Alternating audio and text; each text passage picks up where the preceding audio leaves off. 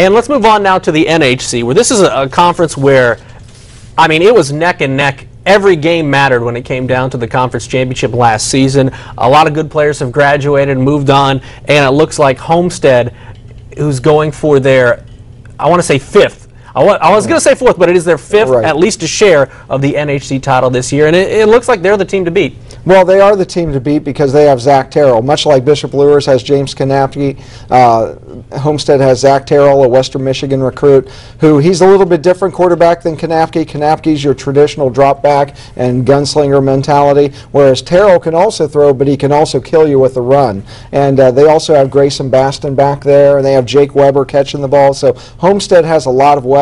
But boy, I missed the NHC from last year already because every game was a shootout with Columbia City and East Noble and Homestead. It was just fascinating football every single week last year. But I do think that Homestead's going to win this league again this year. But, you know, New Haven will have something to say about that because they've got a solid defense and they've got the best running attack in the area. So you feel like New Haven is number 2, nipping on the heels of Homestead, or at least will be second in the standings by the time we're talking November. Yeah, but remember last year when you and I sat here on week 1 and previewed, neither one of us thought Columbia City was going to jump out there. So you never know what's going to happen. But yeah, I think Homestead's going to beat New Haven, who will be number 2, and then a surprising, a resurging Carroll program will be the number 3 team in the league this year. See, I was going to go with Columbia City at number 2. I was out at their practice.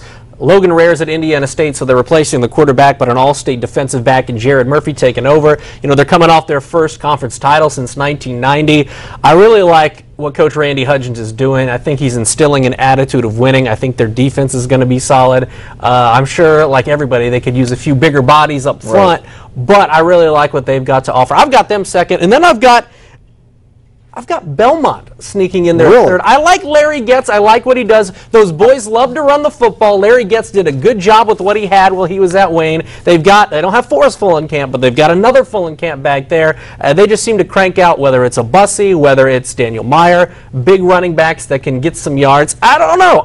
You talked about a revival. I think there's going to be a Decatur revival this year in the NHC. There could be. Larry Getz is an excellent coach. Like he said, did a great job at Wayne. Really kind of rebuilt that program, got them going on the track, and then they kind of fell off the track last year, but that wouldn't shock me at all. They did lose quite a bit of talent last year, especially in Daniel Meyer was a big player for him, but you know, Larry Getz knows how to build a program and how to make them competitive. And you know, we didn't talk much about the Wayne program for this year, but they're always athletic and they're always competitive, and so you might see that same thing with Belmont this year. All right, and I think the big matchup in this one for week 1 is going to be Homestead at Huntington North. You're talking about 2 teams that play each other to begin the season every year.